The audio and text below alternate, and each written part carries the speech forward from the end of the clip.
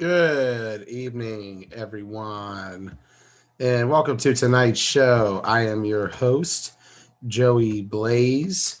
Joining me tonight, as always, is Coach Crow. Coach Crow, welcome to the show. Hey, Just Blaze. What's happening, man?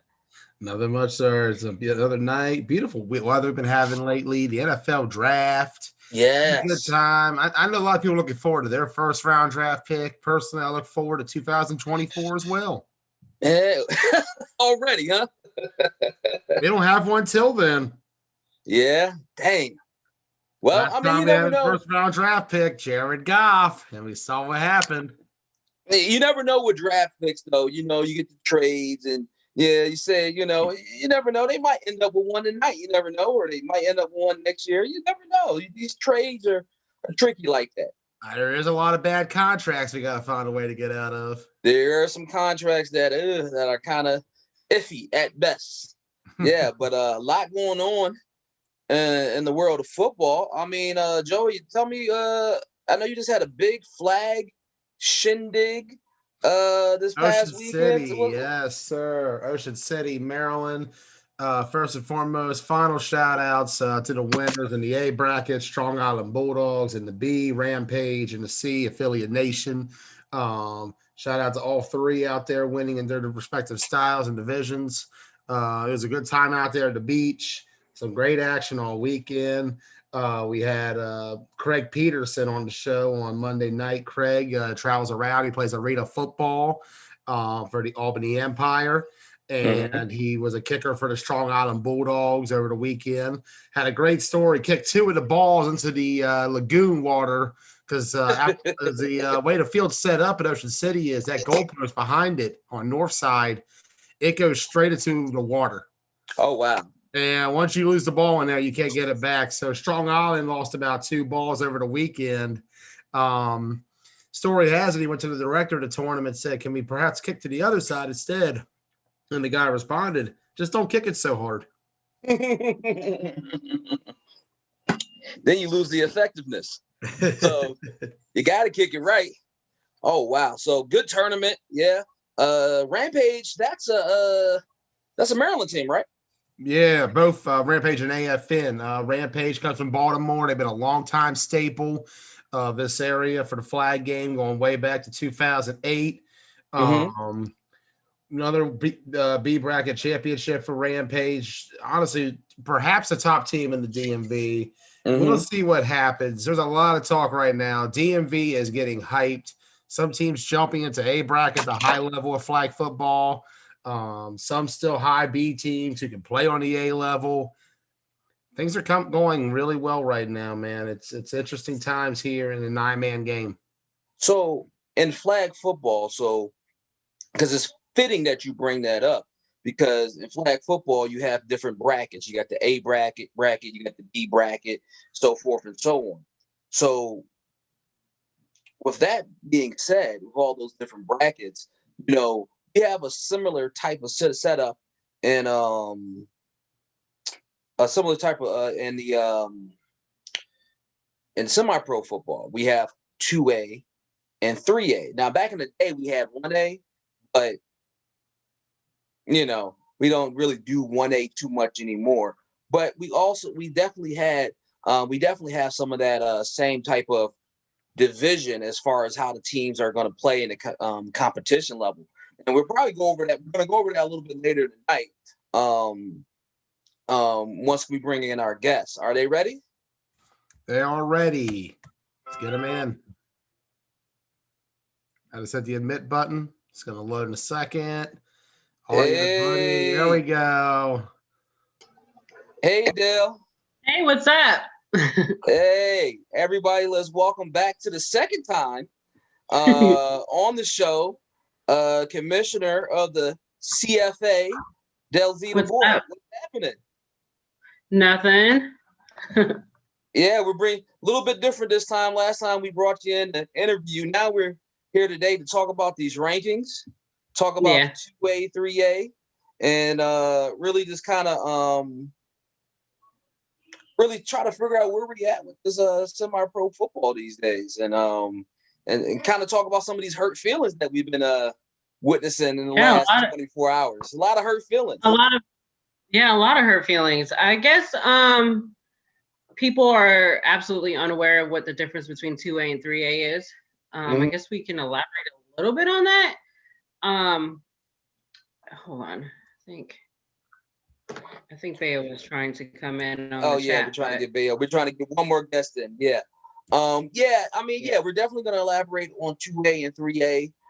Definitely going to go into the rankings, talk about some of the teams on the rankings, and just really have a conversation tonight about what does it mean. And then, like I said, if anybody has any questions tonight, this is a good time.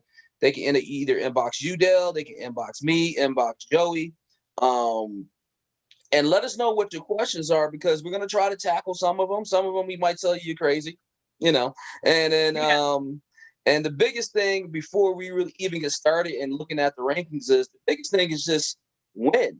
And that's the thing that a lot of folks don't understand. If you don't like where you're ranked, just keep winning. This is the first poll. That's all it takes. Yeah, this is the first poll. And we're gonna have I think a total of 7. Exactly. I tell the guys all the time, we do our own rankings over here at 9-Man myself. And I tell the guys all the time, if you just win, you'll be fine. Don't complain about not being top 5 when your record is only 1-1. Right. It's just insane. I had people get upset with me when I did the week 1 rankings or week 2 rankings, and you guys only played 2 games. So I stopped doing rankings for my league. Oh, you just stopped because of all the crying. I stopped. I got tired of it for 5.5 years now. Very irritating. Yeah, but like I said, it does bring some fun to the game. It's not perfect. People want everything to be perfect. What they got to realize is it's how many of you on the board? 5, 6. So it's 5 or 6 of us. Yeah. Combing through scores every week. Mm-hmm. Not to mention family life, our own leagues, our own teams, whatever. So we're combing through all these scores, hundreds of teams every week, and we're coming up with the best top, 25 on the 3A side and 20 on the 2A side. And here's the thing: we're not even doing the West Coast yet because we don't have a West Coast rep. So. Right. We said it the other night that it wasn't going to be perfect, especially not the first round. Not the first round. So no, it's never perfect the first time. But again, here's the thing. All you gotta do is win. If you feel we're wrong, just win. So let's talk about it. Let's bring up these rankings real quick. Joey, can you bring up these rankings for the people? Let's go ahead and pull them right up. There they are on screen.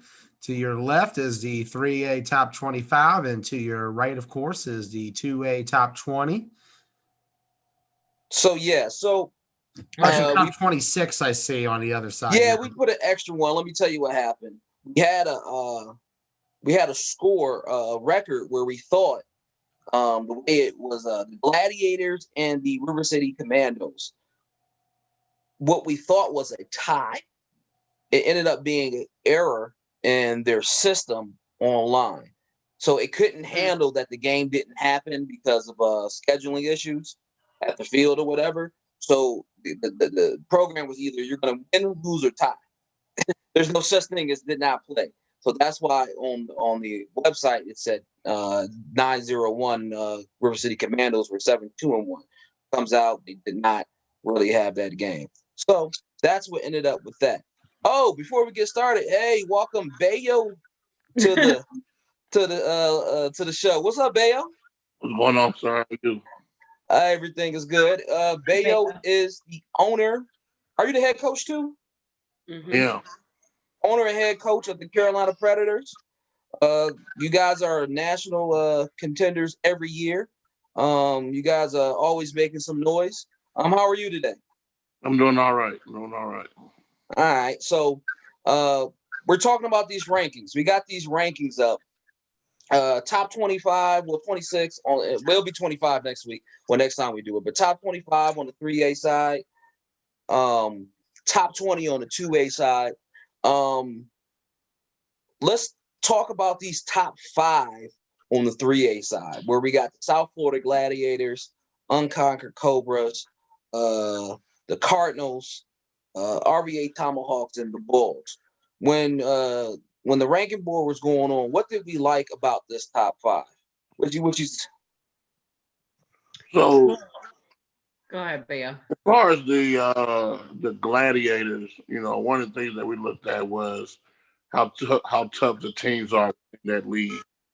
Um, one of the things we looked at was how tough the teams are within that league, and apparently, majority of that league are big time teams. They play big time ball.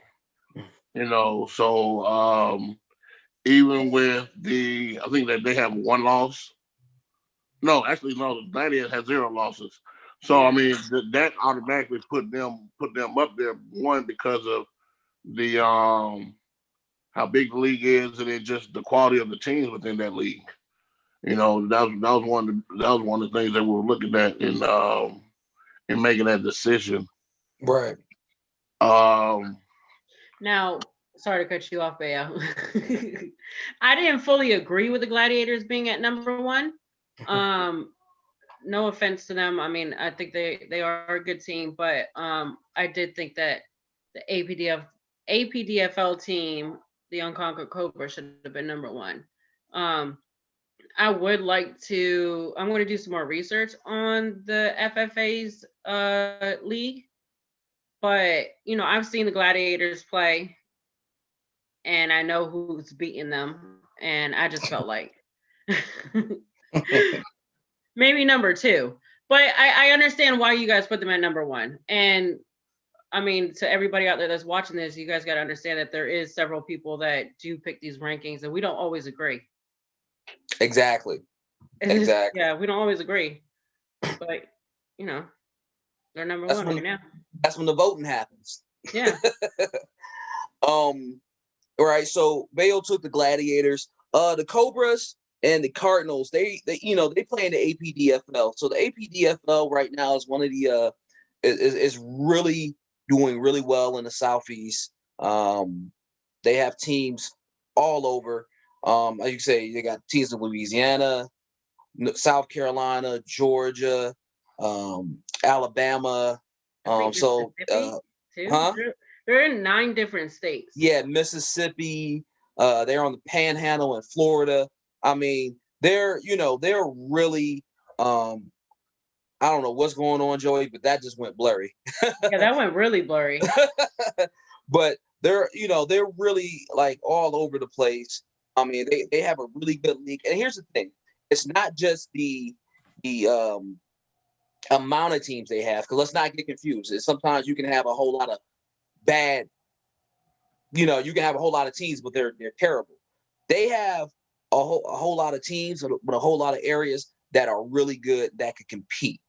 And that's the biggest thing, one of the biggest things we look for. Yeah, you got a lot of teams, but how are those teams competing? Are we seeing scores every week 50-0, 60-0? No, we're not seeing that in APDFL. We're seeing that each week, somebody's undefeated record is going away. Each week, O is going. And that's what we like to see. Now you say, well, one loss, it takes us out. No, one loss, as you can see, there's 1 loss teams on here. There's 2 loss teams on here. But, when you start getting into those 3, 4, 5 losses, you're not going to be tops in the country. But, you can take an L and still prevail. So, when it comes to the Cobras and the Cardinals in the APDFL, we like them, like I say, Dale liked the Cobras at number 1. A lot of us like them at number 2. We all kind of, I think, agreed on the Cardinals being number 3, and we just like those 2 teams being in the top 5 right now, because again, it's subject to change as teams win and lose. But right now, we felt like this is something that we couldn't go wrong with these 2 teams being in the top 5. And I don't know why that screen is blurry, Joey. Can you try to take it off and bring it back on? We're having what we call technical difficulties. My internet had issues last night. We actually there we go. Yeah, I don't know what's been going on. Like, it's been weird. I actually got cut out of my own show last night in the middle of talking because it literally cut out of nowhere. Okay. The next team up, they'll take this one, the Tomahawks. Wait, what are we talking about? Tomahawks.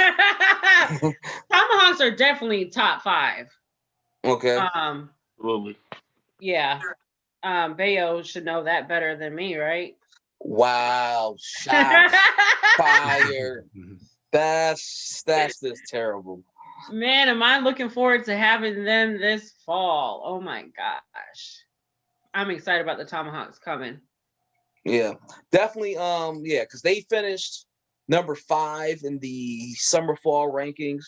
They had one loss last year to the eventual number 1 team. So Tomahawks are a really good team. They play in a strong league.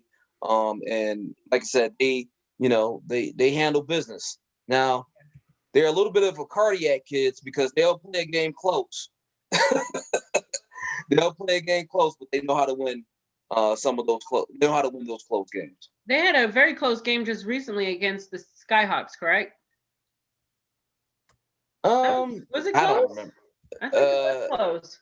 It might have been kind of close, but they won it. That's what I'm saying. Right, that's what matters. They win them, and they play them close. They play an old school style of football. Run the ball, play good defense, throw when you need to type of football. So, let's talk about the Bulls a little bit. Magic City Bulls. Mm-hmm. I'm going to talk about this team.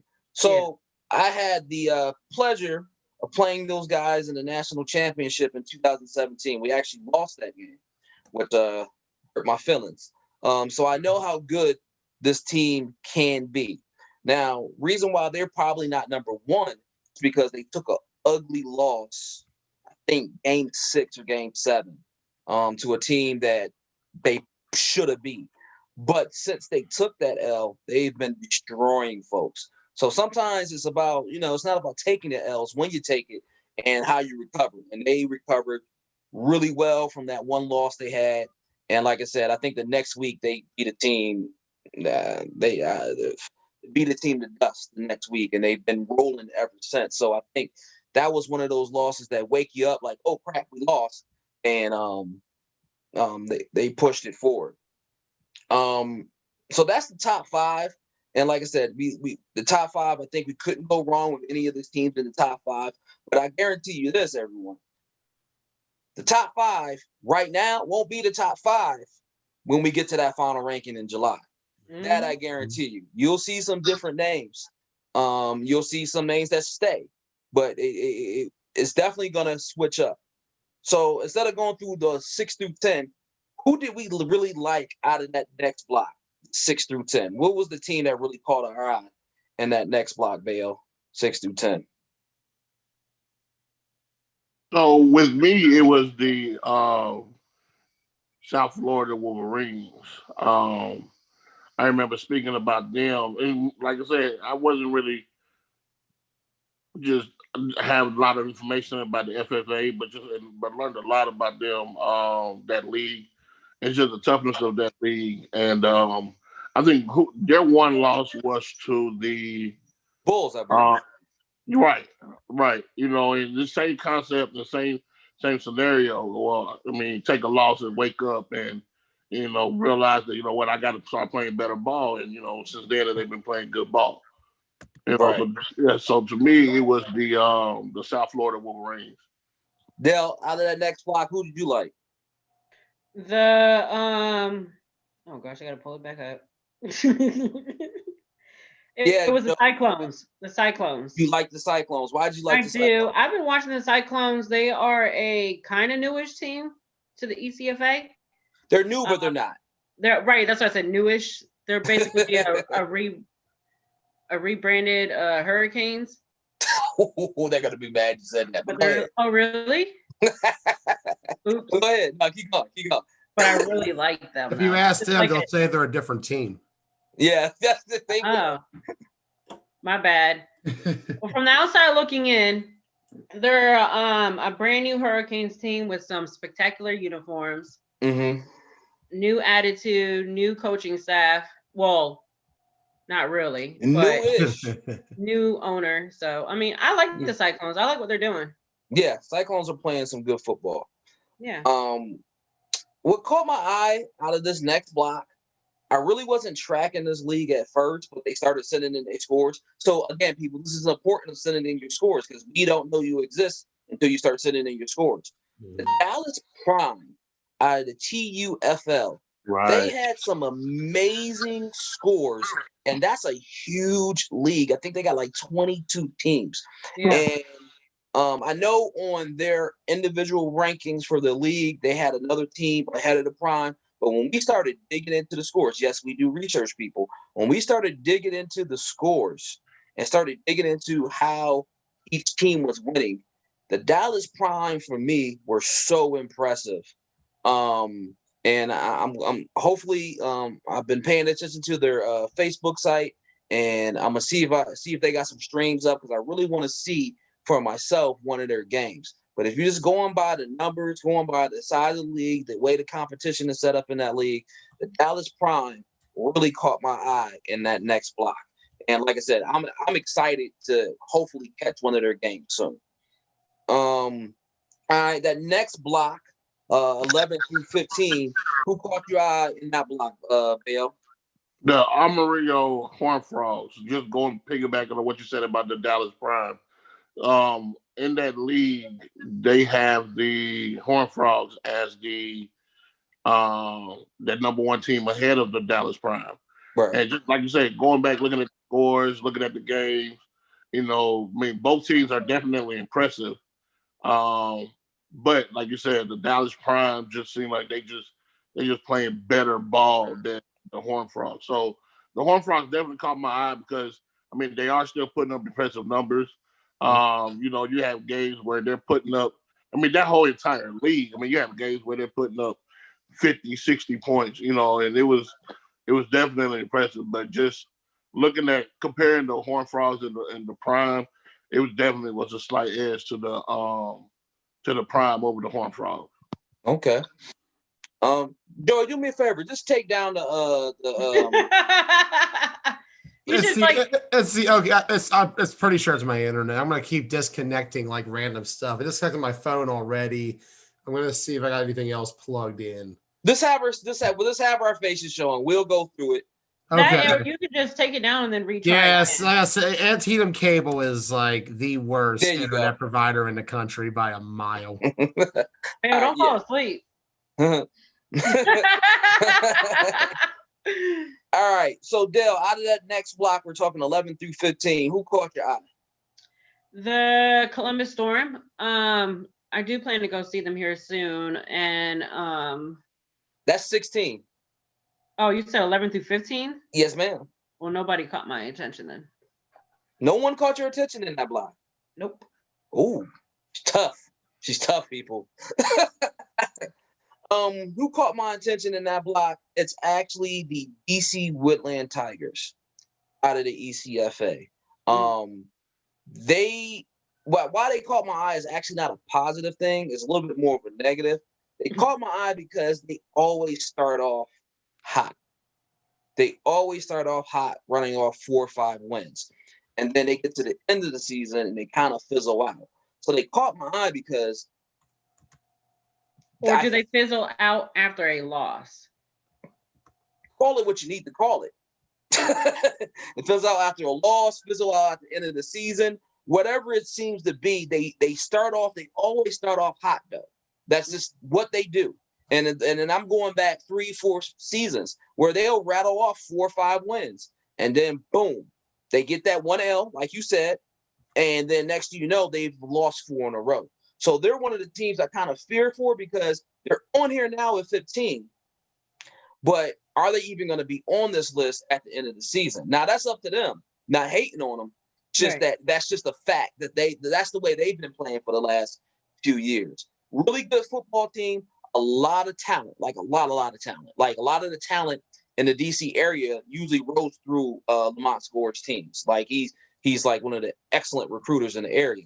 It's just that, again, they start off great and they have a hard time finishing. So they caught my eye for a negative reason, unfortunately, but it did catch my eye nonetheless. So Dale, since you didn't have one for that area, block 16 to 20, who caught your eye? You said the Columbus Storm. The Georgia Thrashers. Oh, More the Georgia so. Thrashers. Talk They're about it. playing some good football down here in Georgia. Oh yeah, you're in Georgia, huh? Yeah, so they just beat the Seahawks twice. They beat the Horsemen. I gotta pull up their schedule again. They beat a few others too. Wait, Horseman's no, a good actually, win. or did they? They lost. I don't remember who they lost to though. Mm-hmm. They're playing some good football. Honestly, I think they might be kind of ranked too low. Well, they can fix that themselves. Yeah, Just definitely. go ahead and win. They can fix that themselves. Yeah. Bayo, in that next block, 16 through 20, who caught your eye?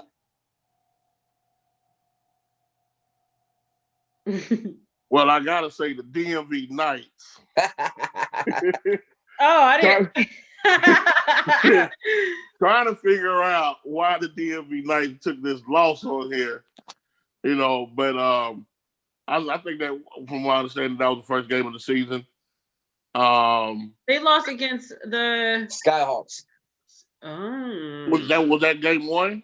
Mm-hmm. That's right. Yep. And see, that goes back to the same thing that we were saying about the Magic City Bulls. Finally when you take that loss and then realize, what, let me get myself together.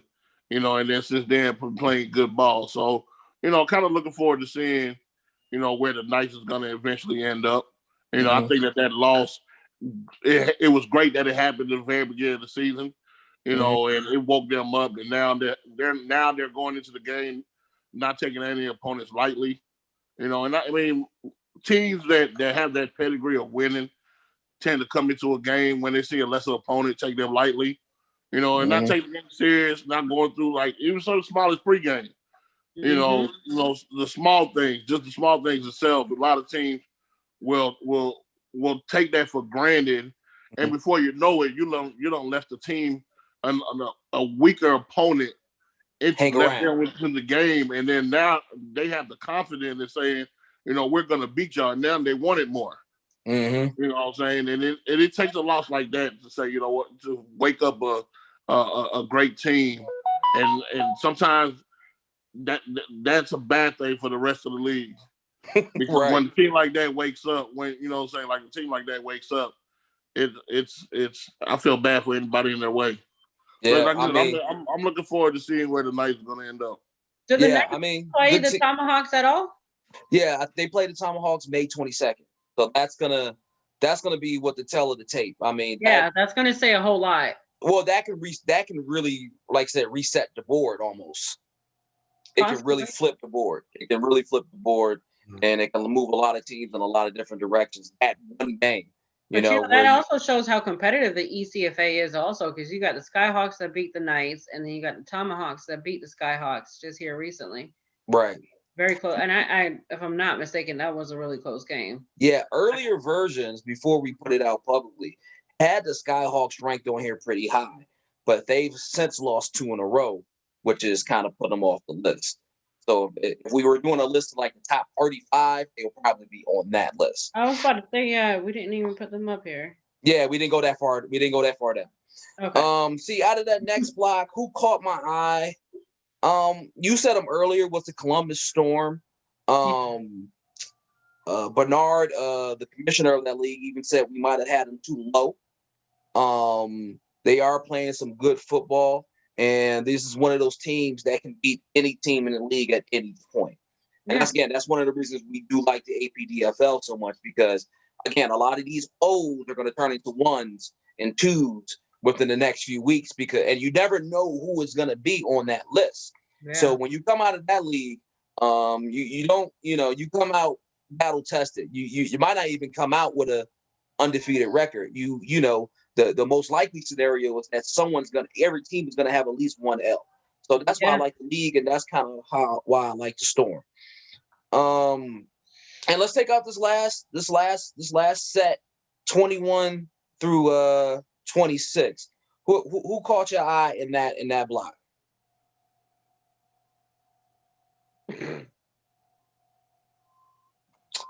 Well, I'll go first because I go first. It's one of those. I mean, outside of the West Coast Soldiers uniforms, I like their uniforms, but otherwise, nobody.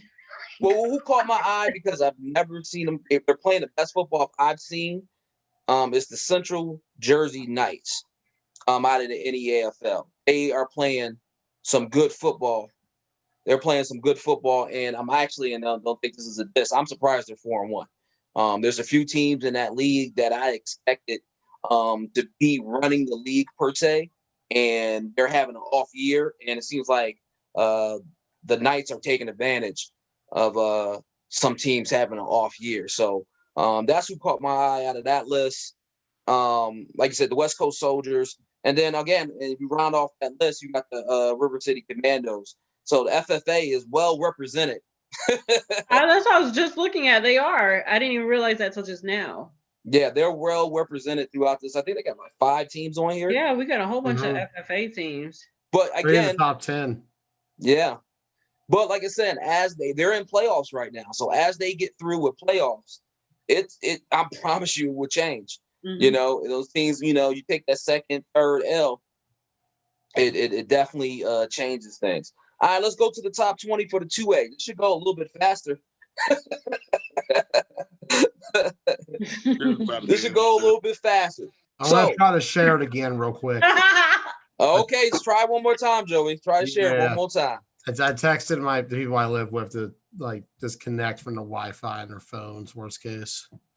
Data should be good enough. All right, where did I place that at? Right. All right, see if we can bring up the 2A real quick. Okay, here we go. We go. Okay. No, just take it. No, wait a minute. Leave it right there. Don't do nothing.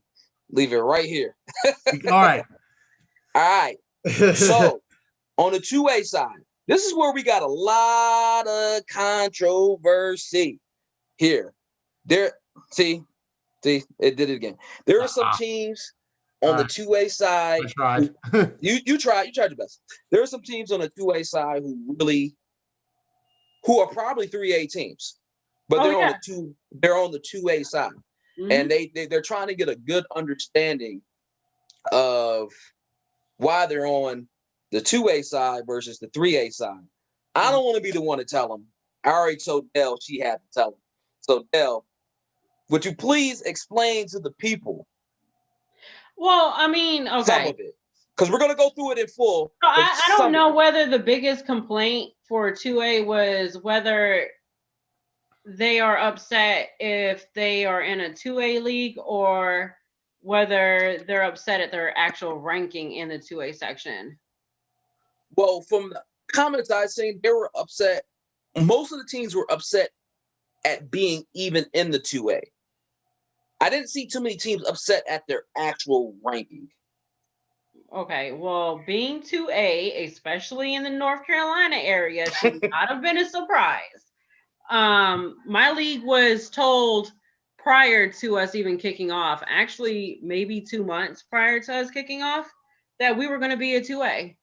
I'm honest with my teams. Mm-hmm. Don't have enough competition. We got teams in North Carolina that are in 4 different leagues. And that includes South Carolina as well. It waters it down.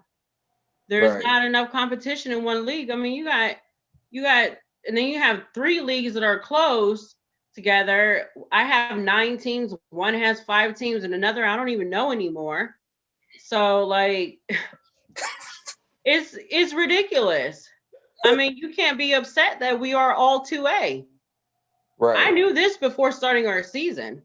And if anybody told these owners otherwise, they were lying to them blatantly. Like, you purposely lied, in my opinion, because you should have known. It's common sense. And just on what Dale just said, honestly, it's going to continue to be like that until these leagues decide that, you know, we're gonna merge together or join one and make one big league. You know, there's a lot of powerhouse teams, individual powerhouse teams in each of these leagues, you know, and I mean, it would be great for football itself if they were all to be in one league. You know, I would love to see a league with the Rebels and the Sharks all in there, you know what I'm saying, the Commandos all at one time playing each other.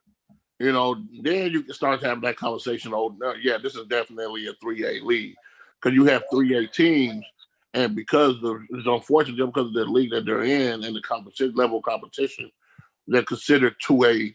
They're a 2A league. You know, like if we had all those powerhouse spring North Carolina teams in one league, oh my God, it'd be great for football. But once upon a time, the CFA was that. Things happen. People want to do their own thing. I'm not against it. Do your own thing, but at the same time, just know that there is a domino effect to Right. everybody wanting to have a league. It's Yes. no different than everybody wanting to have a team. It waters down the sport. Mm-hmm. So, and not to say all 2A leagues are watered down. They're just talking about the North Carolina portion of it because North Carolina kind of did it to themselves. Absolutely. But there are other leagues who know they're 2A and they consider themselves 2A. For example, a startup league. A lot of times, you're 2A, you got startup teams, you're a startup league.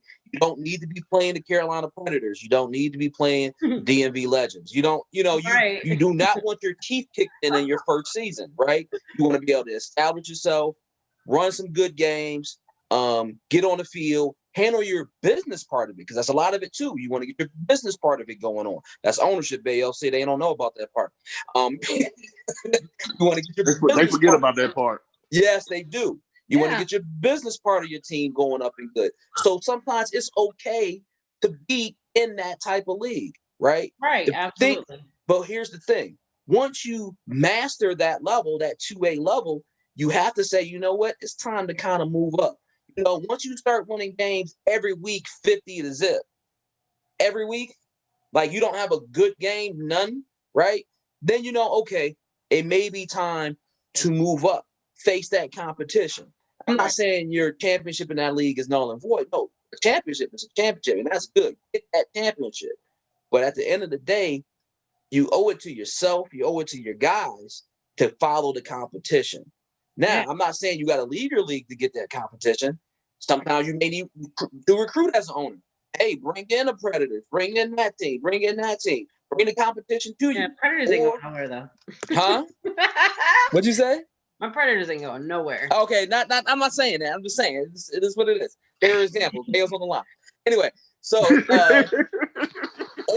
or if you've won a league multiple times, and even though that league may be 3A, it may be time for you to go on a different path. Yeah. Seek out some new competition, right? Either way, at the end of the day, if you know you're playing in the league, and we're gonna go over this more, so let me not go into that yet. But if you know you don't meet certain criteria, you're going to be in a 2A league. With that being said, before we get into, because that's a whole other conversation we're going to get into, let's go over this real quick on the 2A side. So in that first block, we got the Rebels, Tigers, Sharks, Ducks, and Sabres. Who caught your eye, Dell, in that first 5? NC Rebels is definitely number one. Mm-hmm. They are a 3A team playing in a 2A league, unfortunately. And in my opinion, they might just be the best damn team in spring. Could be.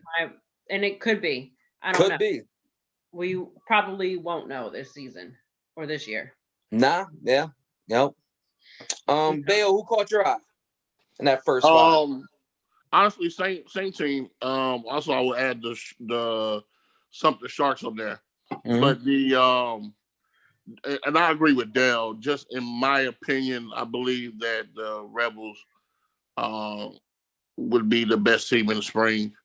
But the Sharks at the same time, they can make you could also volley for them also. But like I said, going back to what I said in the beginning, you'll never know until all these teams get put in the same league or at least play each other. Right. I think that. And I'm not saying this is what's happening with the Sharks or the Rebels. I think that there's a lot of ducking and dodging and a lot of strategic planning that I guess I can say it like that. You know what I'm saying? Just going on itself and just semi-pro, and it's where like it's killing each other, and people don't even realize like you're hurting your team more than you are helping it. Mm-hmm. Yeah, you got to put your team before self. It's right. Like everybody's forgotten about that. Are we not doing this for the bigger picture of these players and like competition. Right. So out of that top 5, the team that caught my eye and the team that I'm actually the most proud of, just to even be mentioned in the top 5 of anything ever in Everdom, is the Franklin County Tigers. Let me tell you something. The Franklin County Tigers were bad for a long time, and like not a little bit of time, a long time they were bad. And I remember one year where they played. I was coaching the Baltimore Hurricanes. They played us, and we put 77 points on them. Right? They took a game. We played them at 1:00. It's no lie. The Chambersburg Cardinals team backed out on them, so they took the game at 7:00 with Chambersburg same day and got 77 more points put up on them. Wait, so, when was this? This is 2011, I believe, or 12, one of those years. A long time ago. And to crawl out of that hole where you got 100 and some odd points put on you in one day, to crawl out of that hole and to even be mentioned in the top 5 of anything shows a resolve that I don't know if I got. Be honest with you. And then their head coach Cortez, it shows that he had a vision, and and he's fulfilling that vision. So I got to give it up to coach. I got to give it up to their team, and to say, keep it going, and and no matter what you do from this point going forward, you've proven that the point that you're a good coach and you can put together a good organization. So I got my hats off to them. Okay. See who else we got. So that's the top 5 in the 2A side. Then let's see. The next 5, we got Bowl City Thunder, Iredell Warriors, Fayetteville Commandos, Chattanooga Eagles, and Virginia Mutiny. Who caught your guys' eye in that next 10? On the next 5, rather. Fayetteville Commandos. We'll talk about them. Fayetteville Commandos beat the Saints preseason, which is why their record is 6-1, and they're 5-1 in the CSFL. Not only are they playing the CSFL, but they branched off into two teams playing in 2 leagues in spring, and they're actually 5-1 in both leagues. I know that this isn't like I know it's frowned upon to be playing in 2 different leagues in one season, but at the same time, I mean, they've been kicking ass. Yeah, they got a lot of players. They got a lot of players. You got to have a lot of guys to pull that off. Well, they got a lot of committed players too. Right. They actually have a core team. Yeah. Bayo, who caught your eye in that 5 through 10 bracket? 6 through 10, rather. Iredell Warriors. Okay, talk about it.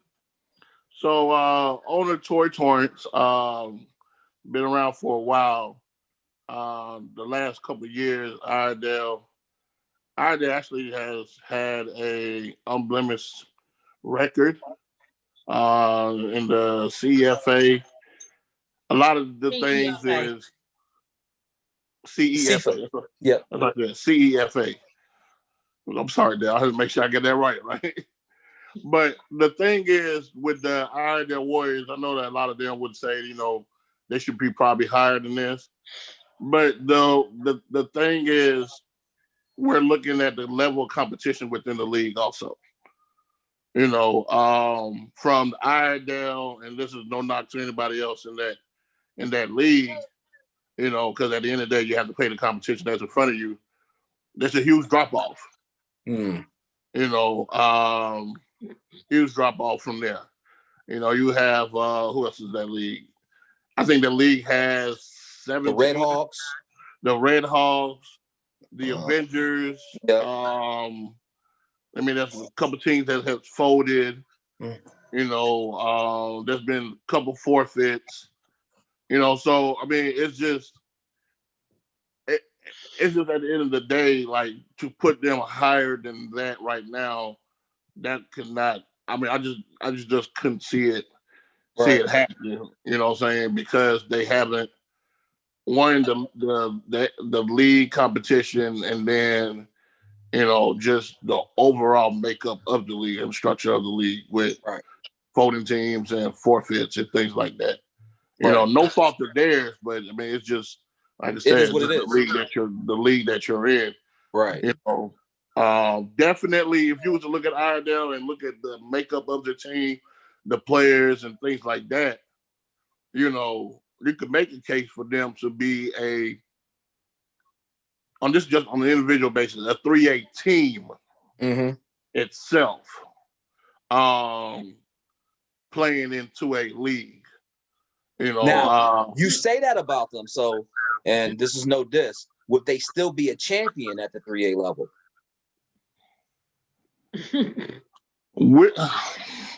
And just being honest, with the talent that is on that team, if they were also with the talent that's on that team, they have the possibility to be a champion. But to play a 3A schedule day in, day out, I don't know. It's kind of yeah. It makes it tough. Because I'm thinking about, like, you got the teams, and not even just the Predators, but you got the teams like if you was to play the Predators, the Outsiders, you know. Oh, if they were to play in the 3A league, they would have to travel. And most of the teams that are in that league are actually surrounded by each other. Right. That travel do something different to your team. That travel does something different. You're absolutely correct. And it's not just one game during the season. It's that I'm going this week, and then 2 weeks later I'm going here, and then 3. You know, it's that scheduled travel. So that can speak volumes on how you structure and how you end up. You know, can you win a game where only 40 guys show up? So you know, they are a local league? Is that what they're considered? We'll get into that later. Don't start me. Don't you start. Don't you start. The team that caught my eye in that block, to be honest with you, would be the Bold City Thunder out of the Universal Football League out of Florida. I like to call it Florida's other league because you got the FFA and you got the UFL.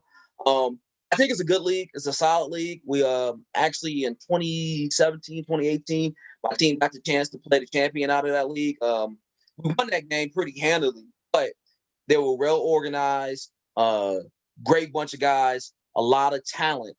And, you know, I think with a few more years, those teams stay together.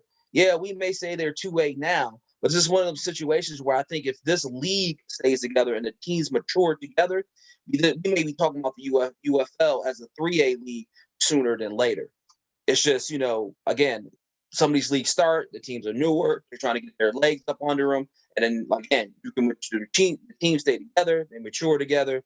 Next thing you know, that league is at another level. And I think the Bold City Thunder are leading the pack when it comes to the UFL teams. Where are we at? 11 through 15. It's a lot of good teams in this block. Who caught your eye, Bayo? The Fayetteville Mandos. Going back to what Dale said earlier about, you know, playing in two separate leagues, you know, at the same time and being able to have the committed players to be able to field two teams in two separate leagues. I mean, they're playing good ball right now. So I mean, they definitely had to be able to put together what he's done so far this season with two teams and two leagues. Has been definitely impressive. Indeed. Dale, what about you? What else who in that block caught your eye? No, crap. Hold on. I have to go back now. 11 through 15. 11 through 15, we have, let me see. Oh, of course, my Fayetteville Mandos. You already talked about the Mandos. Give me another one. All right. Nobody. You're tough. She is tough. Tough. I think who caught my eye in that block is actually the Baltimore Rams. It's not so much for the team, it's for the league. The ACFA for years did not participate in this. It was hard to find their scores. It was hard to, you know, actually check up on what they were doing. So for them to participate this year, the Baltimore Rams are undefeated in their league. They lost the game earlier this season in preseason action. But for the league itself, the Baltimore Rams, for them to be participating, inputting scores, wanting to be a part of the process. That's just impressive for the league itself. And I'm happy that those guys are taking part now, and we don't have to pull their teeth to do it. They're doing it on their own. They want to be a part of the community. And I think the ACFA, even though, like I said, they have some good teams in that league. And I think if they just keep on this track and keep getting this notoriety, they may be able to go back to what they were a few years back, where they had some good teams, and so they just got to keep up the pace and stay with it. Okay, so the last 5, 16 to 20. Who caught your eye in this block right here? You go first, Dale, just in case you say you didn't like nobody. Whoa. Hold on. You said 15 through 20? 16 through 20. Who you like? Who caught your eye? Huh? Nobody. Oh, wait. Well, of course, the Virginia Crusaders. I mean, historically, they're just a great team. Right. But not lately. Yeah, they took an ugly loss against the Richmond Jets a few weeks back. And I was like, how, Sway? Like, who does that? But no diss on the Richmond Jets. They've been an up-and-coming team. They got some young talent. So, like you said, Bayo, if you let a team hang around, they ain't supposed to hang around. Anything can happen. Bayo, what you thinking about that last block? Yeah, I mean, I was going to say the Crusaders because of just history itself. But since Dale touched on that, I guess the other team is the Red Hawks. During that, they've only had one loss, and in that CEFA league with the Ideal Warriors. I mean, I think that they actually play each other this week. I think so. Yeah. So, I mean, we're going to really see how true and how good the Red Hawks really is compared to the Ideal Warriors. Nothing against the Red Hawks, but, I don't think it's going to be. Upset will be major here, though. Upset will be major. Oh, definitely. Because that would flip the board, I think. Would be major. I think that would flip possible any given Saturday. Yeah, I think that would flip the board. Upset right there, because they're at 20 and the Air Warriors at 7. The Warriors would definitely drop with a loss, and then the Red Hawks will shoot up there. So I mean, you beat a team in the top 10 and you at 20. That does something for you. So that's a game. In fact, I think they sent us the flyer, so we'll get it posted, and we'll hopefully. I think they're going to stream it too, so we'll be checking for that game this weekend. All right, so we went through that. We got about 7 to 8 minutes left before the draft comes on. So one of the questions I got put into my inbox while we were talking. Let me bring it up. Coach Crow, here we go. Coach Crow, why even do 2A and 3A? What's the point? Who wants to take that one? Well, I mean, there's different levels of football. I mean, we 3A has been going on for a long time. I mean, this is nothing new. It's not like Crow is doing this to everybody. Right. There's different levels to competition, period. I mean, right. That's all I have to say.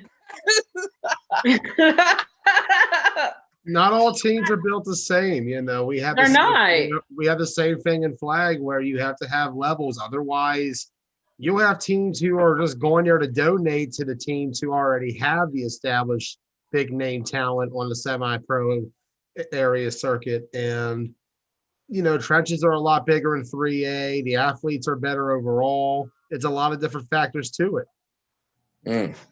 It's hard to compete also from the get-go to jump right into semi-pro into that 3A level.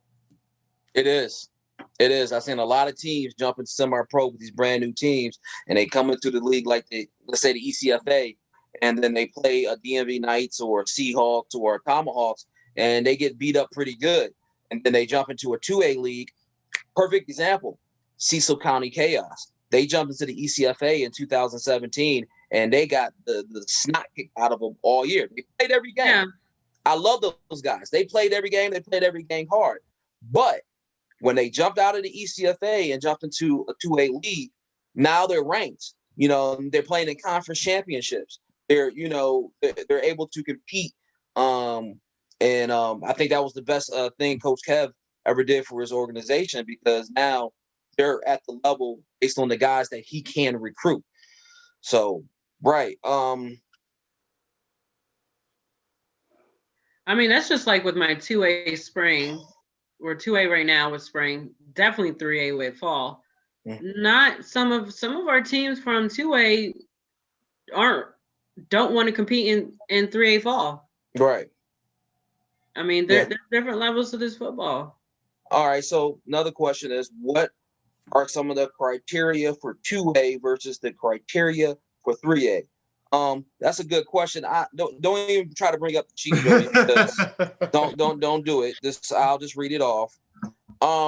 So what we do is we put together a sheet that we were going to show, but the internet's fuzzy, so we'll just post it on the Sunshine Bowl page. But we got 3 basic things. With it being in priority order. One is strength of league strength. You know, competition. You know, so league involvement. So what we mean by league involvement is the commissioners letting us know what their competition level is. Like Dell, tell me exactly what you told me when you said your league was going to be 2A. We don't have enough competition. That's it. League involvement. She was honest. Being honest. Exactly. Be honest. A good commissioner needs to be honest with himself, so that when postseason comes and you go to nationals, your teams aren't getting their asses whooped. Exactly. That's number one. On top of that, you're just being an honest person. Stop lying to your teams to have them in your league. Exactly. League officials' involvement. If you tell us flat out that you're 2A, the rest of it, we won't even go through the rest of it. We'll be like, I will believe you because you talk to those owners, you see those teams all the time. Yeah. Legit schedules. What I mean by legit schedule, you can't be playing 4 and 5 games. Games matter. One of the things that, especially if you got 2 teams at the end of the year vying for the same bowl game, if one team has played 15 games and the other team has played 8, we're going to go with the team that played 15 games every time.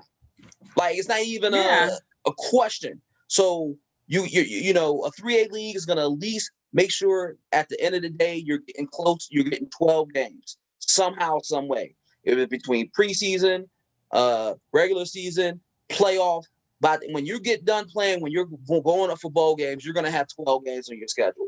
A 2A league, because of some of the times teams fold, things of that nature, you know, lesser amount of teams, we're saying you at least have 10 games on your schedule played. One of the other criteria when it comes to strength of league is strength of the actual teams themselves. How many top ranked, how many nationally ranked teams do you actually have in that league? Now, 1, it's good to have 1, but 2, 3, 4, 5, you know, having those teams that are recognized, that goes to your league strength. Are your teams willing to play out of the league? You know, are you willing to go out the local area? If you're like for us in DC, if you wanted to play every football game between DC and Baltimore, you actually could in this area. That's a local league. Yeah. We have a local, and I'm happy for them. I'm good with them. But you can't be national champions if you never played any national games. It's go figure. Not only that, but make it make sense too. Make it make sense. Don't be a national contender and then you go and play in a teeny tiny league, blowing out teams, and you know expect to be 3A immediately. That's not how it works. You can't have one. You can't meet one criteria and then think that you're just 3A also. Like, you got to meet a few more criteria as well. Right.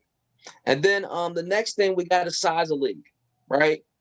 The size of your league. You know, now granted, you could have an 8, 10, 12 team league. We're not saying have a 30 team league, but what we're saying is if you are playing in a league and you don't finish with at least 8 teams, that means you got a full playoff and your league is down to 4 and 5 teams. doesn't matter how you start. We may start you as 3A, but when it's all said and done, we're going to put you at 2A because at the end of the day, you can't play a variety of competition if you don't have any teams to play. It really is just that simple. You can't tell me I played all these teams. How, Sway? How? Right? You just can't. If you're in a 8 to 14 team league, you got some regional. We consider that like a regional league. You got, ECFA for example. I'll take my league I'm in. We got teams from any given year. We have teams up in PA, and any given year we have teams down in Virginia Beach. That's a pretty good region. It's more of a regional league, right? And then we got leagues like the APDFL, the FFA. We consider them national leagues. Now the FFA is a Florida-based league, but Florida is a huge state, right? Texas has a league like that, huge state. We got to consider those national leagues because they have a variety of teams. They're traveling. You play a team on the Panhandle and you play a team from Miami. That's freaking 10 hours of travel right there. And that's awesome that they're doing that. It's awesome that they're doing it. So the point of the matter is that's more of a national league, covering states, covering ground, covering travel. And like I said, also just to add to that, man, just because and I think Dale was talking about it a moment ago. If you're a big time team or a 3A team and you're playing a 2A league, just understand like you're even to play in a 2A national game or whatever, you're still going to have to, play postseason games. You're still going to have to go through those bowl games. You're still going to have to go through a tournament. And just to be recognized, you can win that league all you want, but that doesn't automatically qualify you and say you're going to play in the 2A national championship game. It's not. You still got to go through a tournament, and show that you're worthy enough for that. Yeah, we want. So don't. That's the one of the things that we don't want teams to start getting, misconstrued. That I won my league, I'm automatically going to be, in the Sunshine Bowl. No, it's definitely a huge, a huge change this from recent years. Right. Definitely. So I think we covered it all. We went through the rankings. Like I said, we informed everybody. So switch gears real quick. It's 8:02, Joey. Yes. It's 8:02. The draft is coming on. Who is the first pick? I'm going to have to go with, I feel like I'm going to go Trevor Lawrence here. It's definitely Trevor Lawrence. That was a bad question. Who is the second pick, though? Second pick is what the Jets have, correct? Yes. They're taking a quarterback. They're taking a quarterback. Yeah. You know this. It has to be Fields. I haven't heard that information, but I would go with Fields in that scenario. So I think Justin Fields is the best quarterback in the draft. That's just my opinion. But all the draft boards, all the mock drafts say Zach Wilson will be the second pick.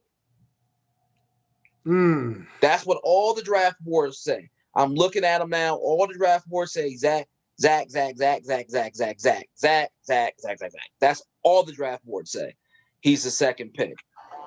So we got that third pick coming up. We got the third pick. We got the first two. All right, you're saying Justin Fields with the second pick. I'm saying Zach Wilson. What you saying, Bayo? For the third pick? For the second pick. For the second pick, I wanted to be Fields, but I think it's going to be Zach Wilson. Yeah. I think that the Jets will end up going with Zach Wilson. And then, right after that, though, you got Sam Franklin who need a quarterback, too. Now, here's the thing. Are they going to draft a quarterback? And I believe they are. And if they do, a lot of draft boards are saying Trey Lance and Mac Jones or Mac Jones. I think they'll get Mac Jones.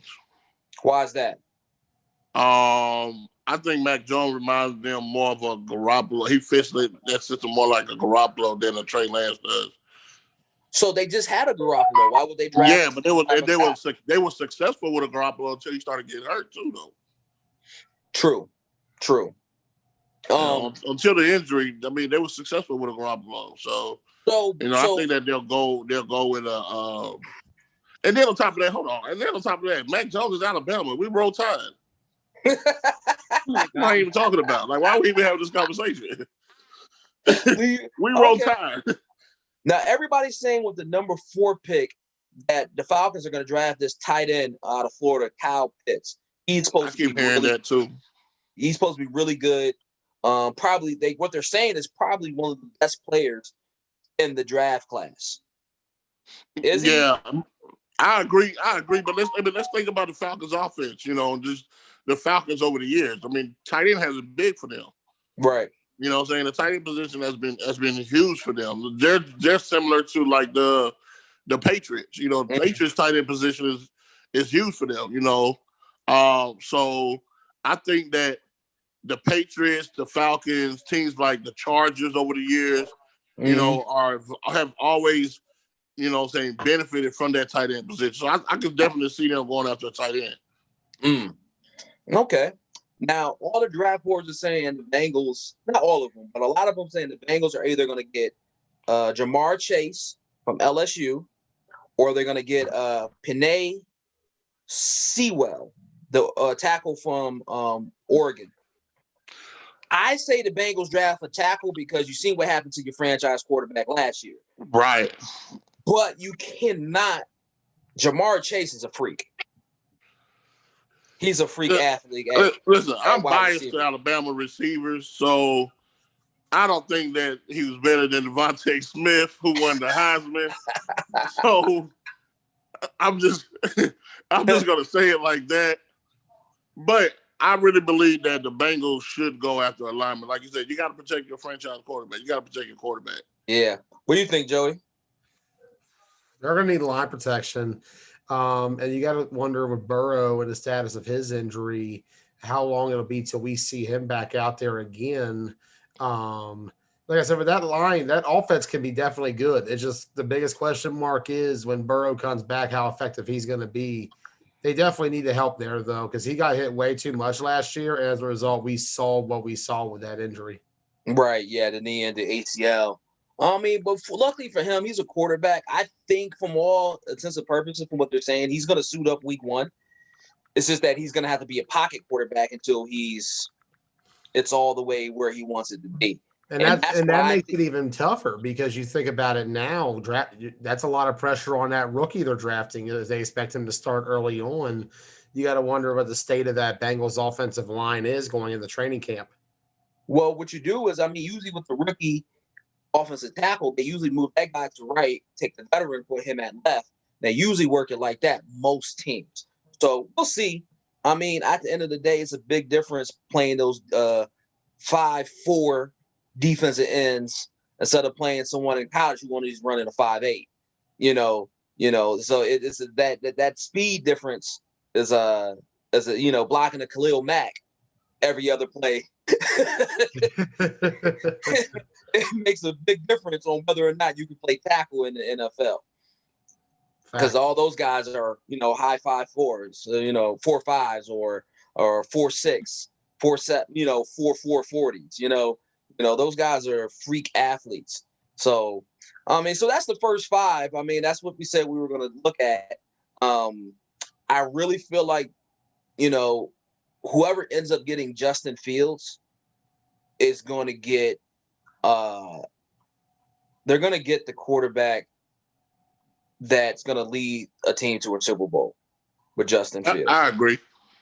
Yeah, he's just that type of quarterback. I'm looking at all the draft boards, and I've been kind of looking at it all day. One draft board has him going to Carolina. I don't know. They just picked up Sam Darnold. One draft board has him going to Denver, which I think will be a great place for him. And then one draft board, and I don't think he's going to go this low, has him going down to 15 to the Patriots. To the Patriots. So that'll be a good look. I seen that. But I think Justin Fields is a day 1 starter. I just do.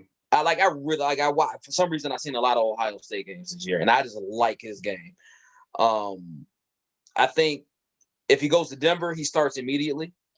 He beats out Teddy Bridgewater. And he gets mentorship from Teddy Bridgewater. I think if he goes to Denver, his career is going to be short because they have no blocking on that line. He starts day one in Denver. I think if he goes to the Patriots, he sits this year, which may not be a bad thing. You know, Cam Newton definitely starts this year. So wherever they pick up, that quarterback. I mean, if you look on some of the draft board, they got Trey Lawrence going to New England. And like I said, that might be good. He went to North Dakota State, let him sit a year, let him get used to the game speed. And then Cam's on a 1-year contract, let him go make another team better. And you bring in your first round draft pick after that. But it's a lot of great players. Where does your guy go? You talked about him, Devontae Smith. Where does he go? I mean, if it was up to me, Devontae Smith would be the number one pick. But, who am I? Who am I? But I was looking at it, and I think that he will go to – I mean, ESPN got him going to the Miami, and I know Tua's out there who – was his quarterback in college. So I think that'll be a good look. I mean, for some reason, I'm a Tennessee Titans fan. So right. If for some reason we was able to find a way, which would never happen, but find a way to get him, that'll be great. But yeah, I think he'll end up going to Miami. Well, Miami has 2 picks in that first round. They can get him there. He's not dropping the 22. He's not dropping the 22. Yeah, he's not. He's not dropping the 22. That's not going to happen. So yeah, he's not going to Tennessee. Joey, are you a Washington football team fan, or are you a Baltimore Ravens fan? Oh, I'm sorry. That's right. You're a Rams fan. Yeah, you don't have a pick. You don't have a pick. I'm sorry. You don't pick until tomorrow. What's a first round pick? I've already forgotten. Dale, who's your team? The Cowboys. Never mind. We good. We don't need to hear about that. Yeah, so that's the end of this conversation. Yeah. Well, you can see I'm quiet, and I'm actually not even watching the draft tonight. I'm about to watch Netflix. I am footballed out. No, so they saying you guys actually are slated through the pick up long snapper. You get you. I'm used to the Dallas jokes. Whatever. They said you guys at 10 are looking to pick up Patrick Surtain second. Now, Patrick Surtain was great pick. That would be a great pick, and his father was great a pick. Dog. So hopefully, like I said, if you guys can get that can definitely help out your guys' get bombed on every other week secondary. The only thing that's going to help us is if we get rid of the dang on owner, so it doesn't even matter. You know what? You say that, but a lot of players. Dallas is a beautiful, beautiful, beautiful facility. I mean, he definitely puts money into the team. Yeah, he does. I don't deny that, but I would say keep the owner, get rid of the GM. Listen, same person. Dallas first pick is gonna be a coach. I think if Jerry took himself out of the GM role, then you guys will be a whole lot better.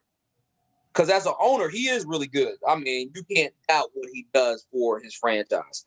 It's just, he needs to let somebody else pick the players. Yeah. Yeah, he needs to let somebody else pick the players. So, anyway, Joey, I think we're a little ways from the first pick.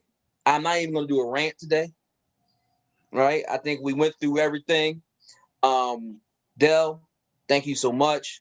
Bayo, thank you so much. First time on the show. Joey, I'm going to leave you with the last word, and we're going to enjoy this draft. All right. Rams, please get a first round pick sometime soon. It's hard to get excited for night one when I'm just sitting here like, y'all have fun picking. It's been a long 2 weeks over here. Oh yeah, you definitely been burning the midnight oil. Well, everybody, I appreciate you guys joining us on Meet Me at the 50. I hope you guys learned a lot. I hope you guys enjoyed the show. We'll be back to our normal format next week. Enjoy the draft and meet me at the 50. If you got a problem with anything we saying.